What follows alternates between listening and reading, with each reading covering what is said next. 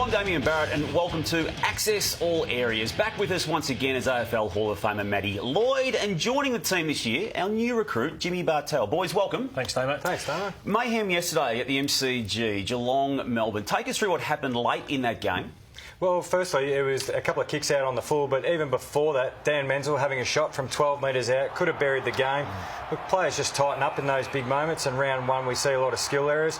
Just maybe trying to bite off a little bit too much there. Yeah, I think it's been amazing late in last quarters in round one, the fatigue. Here's Zach Smith. He had to be in front of Max Gawn, stop his run. He didn't do it.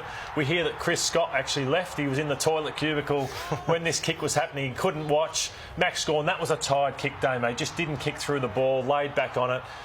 Lost Melbourne the 4 points there, and then the siren goes. It was a brilliant game of football. Well, have a look at some aftermath of that kick in a moment. You know Chris Scott really well. You know the guys on that ground really well. How much detail will we gone into by way of those mistakes made late by those key players? Oh, I think in today's review, when they sit down, that'll be all it's about. Where you should be, where you should kick the ball, and the options down the line. So both of those guys are coming out of defence. They need a bailout kick and a short release. Now, they tried to do a really short one, but it was tight and hemmed up against the boundary. That'll be all the coaching points for him today. Yep. Maxi Gawn did everything right, bar kick the goal, obviously, and Cam Guthrie reminded him of the ramifications of that miss after he missed it. Footballers have long memories, Damo, and we'll see later on in the show the long memory that one Hawthorn player had. But Max Gawn didn't like that. Guthrie's obviously said something. When the siren's gone and it's game over, I don't think he'd go down that track. Not sure what Guthrie said, Jimmy, but I wouldn't go down that track. No, and Jake Melksham coming in to sort of almost pull Max Gawn away. That's almost a new, mature Jake Melksham. He's normally one of the antagonists on the field, but just pull Maxi Gawn away, and that'll be something they'll probably say, just wait for next time we play. Yep. A couple of recruits in the game. One was prominent, one not so. We'll start with the big name. Well, this Melksham here, just to back over that, just taking Max Gawn away from the fray, which, as you say, may have been out of character for Melksham in the past. But Gary Ablett, Jimmy, 39 touches. It was a conservative, it was a careful 39. I don't mean that to be critical, but it wasn't an explosive 39 touches by Ablett. No, the way he played, he actually benefited really well from a couple of other young players. One debutant, Tim Kelly, and Brandon Parfitt, a young player. Their work inside, along with Selwood, he positioned himself really well to be that handball receive player, and he's a good guy to get the ball in the hands to, but he just worked his way really smartly around the contest, Lloydie. I think we forget how good Ablett was, and I think it would have been sad to see him end his career at the Gold Coast Suns. I thought it was a better 39 than you did. I thought that the explosiveness, he got caught a few times trying to do a little bit too much, but he's going to have a huge year. He could even be winner Brownlow this year on what I saw yesterday. I think that there are a lot around the back, Lord. I don't mean to be critical. It's just that it wasn't a 39 classic. To me, though, just getting on the end of them. Dangerfield, Selwood can do their thing. He's the best kick of them all, and he's going to be the cream on the cake. A lot of fanfare off-season. Jake Lever leaving the Crows to go to Melbourne. First up, how'd you find his performance? I thought it was pretty poor, and I think as a defender, your first port of call is to beat your man. And I think they went to school on him. They played him really well. Radigalea, he hits up really well. And they isolated Lever out and just got hit up far too easily. Yeah, further to that, they just kept making the last one in their defensive line, and Radigalea is an explosive player off the mark. They just kept making Lever the last, so he couldn't come over and intercept. And the only really stage he got into the game was in the second half when Melbourne sent an extra defender, so they'd roll up and he was able to get free and spoil the ball long like he does well. Yeah, so many big storylines out of round one, and one of the negative ones, and probably the major negative one, was the Western Bulldogs' continuation of poor form out of 2017 into 2018. Tom Liberatore now out for the year with an ACL bloody bit. There are other issues there they need to contend with. The coaching structure under Luke Beveridge. He's a stubborn man, and that's made him the man he is. But is it now time he has to listen to people around him and change the way that club is set up? Well, we spoke about this on the first show of our Channel 9 show on Classified, just in the belief of you can be flexible with your players and you can also mess up your players. And I think it's gone to the point where they're doing too much with their players. Play players to their strengths. When I talk about Easton Woodson, he's a natural defender. He's an All-Australian defender. It's where he's comfortable. Why play him forward? It just doesn't make sense to me what Luke's doing with some of his players. The Doggies would argue that they're trying to work out their forward structure as well, because they can't hit the scoreboard at the moment. So across the middle of the ground, they've got a lot of depth and talent, but back and forward, they still can't handle the big key forward. We saw Cameron and Patton absolutely dominate them, and Toby Green as well. Yeah, you touched on Easton Wood. Let's just take a look at a sample of what went on. And this is basically the first quarter of the new season. We'd heard all pre-season, Jimmy, that he was going to be played up there. And again, this is probably not his fault the way the ball was coming in, but he looked all at sea. Yeah, the problem too is because there's not many other experienced players down there, he's going to draw one of the best defenders. We saw in those few contests as a forward, he got Phil Davis. Yeah. Phil Davis is a very good key defender, Lloydie. Oh, he's a very good defender, and I think an issue, we'll talk about Collingwood later, but the Dogs going inside 50 are just about one of the worst sides there are in the competition. Right. So they've lost all their system to what they had, and also, as Jimmy said, they can't handle the big forward, so they're struggling at either 50. Lost their last 3 games last year, which is why I think you read a little bit more into round 1 2018. Shaki and Boyd left out of the team playing VFL. You bring Shaki in, you've had Boyd there. What goes on with those two? Yeah, and it would allow Wood to go back into defence by bringing one of those two, but I just don't... There's something wrong when Caleb Daniel's not in your best 8-22, Ling Zhong's not in your best 22, Tory Dixon, Shaki, Boyd, too many good players playing VFL at the moment. Toby Green put on a clinic in the early on. Oh, look, I think if you ask the Giants where they'd love to play their home games, I'm pretty sure it'd be up there at Canberra, at Manuka. It's a big ground, and we know their running power is enormous. Even though Scully was out, the running power of Taranto and Whitfield, just to name a couple of them, they just expose you on those huge wings, but it also gives lots of space for Cameron and Patton and Green to work one-on-one in space. They look scary, Damo, and I think that as bad as the Bulldogs were, he's copped a lot of criticism, Leon Cameron, but Williams going down, Wilson going to Freo, Whitfield to the half-back line's been a masterstroke, and he's been phenomenal so far. The 9th game of the opening round, West Coast versus Sydney, had this amazing goal kicked by Luke Parker late in the piece, which ultimately sealed the game for the Swans. This is one of the most skillful goals I think I've ever seen. He actually waited, Jimmy, for this ball to rotate and delayed the kick until he got it where he wanted it and over the head, soccer style. Do we undersell how big of a superstar Luke Parker is? He does it all. He can play in the midfield as a bull. He's a physical type of guy, very good overhead, and can do the miraculous, as we see in front of goal. He's a 2-time best and fairest winner. Luke Parker, he was second best on the ground behind the man we're going to talk about next, and that's Lance Buddy Franklin.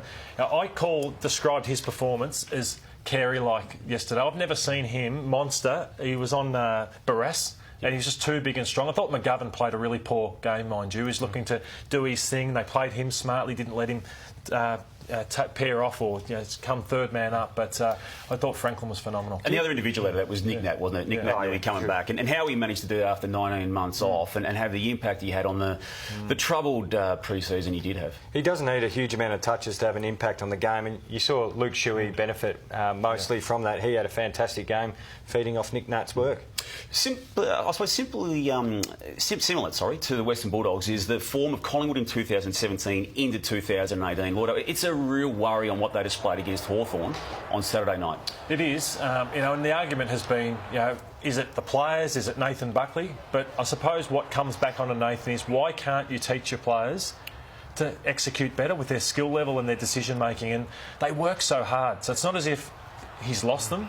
But unfortunately, they just get no reward for effort, Jim. Yeah, exactly right. They were top 3 in nearly every sort of midfield category, winning contested ball, possessions, all that sort of stuff. But you're right, their decision-making going forward and then executing that skill has let them down again. Their key ball winners just have turned it over. We see some of these in the highlight packages. Some great pressure from Hawthorn as well. That's damning passage of play there, isn't it? There are multiple mistakes there. Yeah, look, it wasn't their night, but it's still a reflection on how they've been playing in the last couple of years. Tom Mitchell, again, for the second time against Collingwood in 2 seasons, has racked up a 50-plus possession game. We saw these comments last year, and they were perceived to be arrogant. Whether they were or not, they were perceived that way. And I think when you see that, if I said he wasn't hurting us a lot, would that make sense? Well, we've got an answer to that question now, Jimmy, don't we? Given that they are the numbers that Tom Mitchell is producing against Nathan Buckley Collingwood teams. Well, he is hurting you because he won more than half of those in a contest, so around the stoppages and the clearances. And what he does is he sets everyone else up.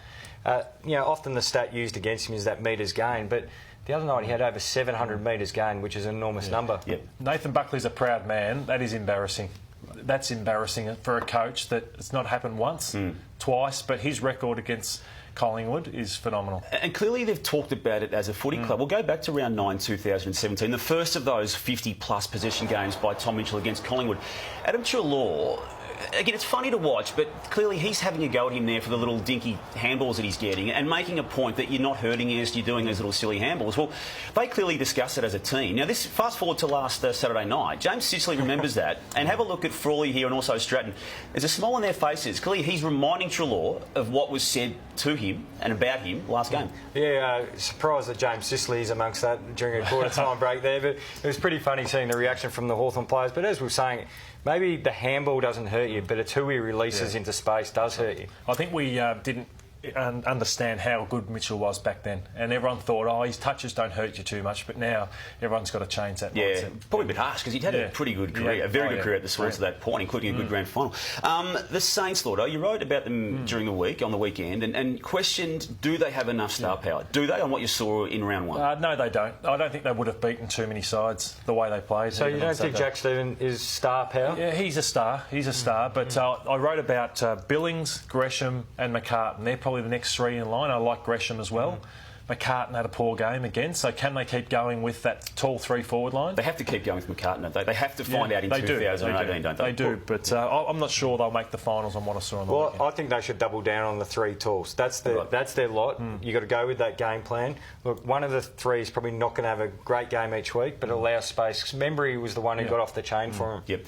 Port Adelaide are all in on 2018, and they started beautifully against the Dockers. Again, what do we make of it? Can we probably read too much into it, given what the Dockers are clearly going through? They did the same thing to the Dockers last year, when Ross had to make all those changes. So, I don't think you can read too much in. The Dockers, it looked like a bottom four side on what we saw on the weekend, but Port Adelaide, they're dangerous, but it's just what they can do against the top-end sides, who they didn't beat last year. Well, it's certainly dangerous, and the thing is, people will focus on the players they brought in from other clubs, and they were good, Watts and Motlop, running hard and kicking goals, but the ones that they drafted were really good as well. Burn Jones, Todd Marshalls, you see here, kicked one out of the square, he kicked four.